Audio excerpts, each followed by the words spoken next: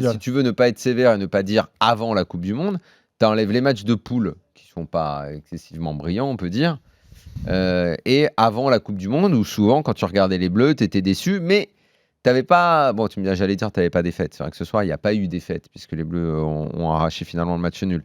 Mais c'est vrai que tu avais l'impression de revoir les Bleus d'avant la Coupe du Monde, avant que cette belle aventure prenne forme, avant que cette équipe se construise.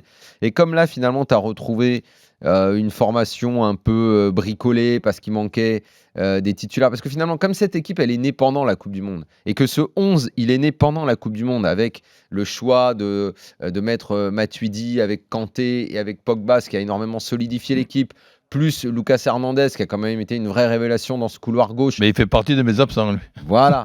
Donc, à partir du moment où tu n'avais plus ce schéma, tu n'avais plus cette équipe-là, cette solidité-là, bah, tu as retrouvé une équipe d'avant la Coupe du Monde, balbutiante, pas très à l'aise avec son football, et qui a été chahutée pendant une grosse partie du match.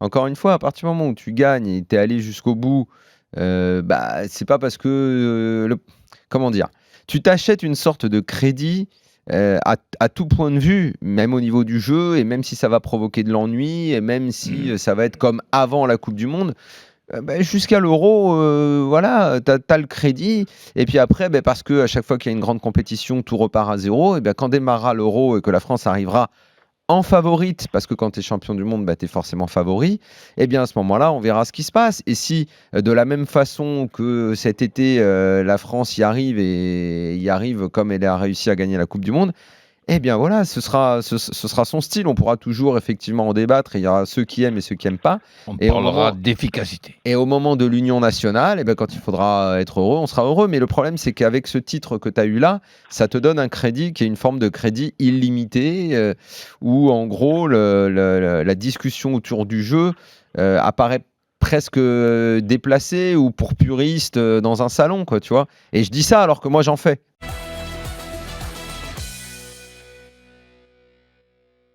Là où il est fort et que c'est pas visible, c'est sa présence déjà qui monopolise 2-3 joueurs adverses, ce qui facilite le boulot de ses coéquipiers. Ça, on n'a pas tendance à y penser. Quand je vois le niveau de Giroud, quand je vois le niveau de Griezmann ce soir, il y a Dembélé qui a réussi à faire quelques accélérations. Pas réussi grand-chose, Dembélé. Voilà, mais par rapport à Thauvin, déjà.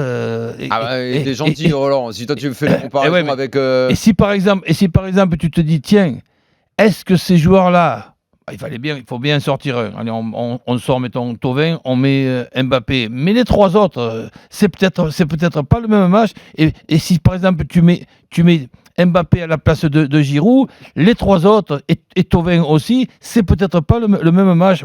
Moi, je le trouve tout simplement monstrueux.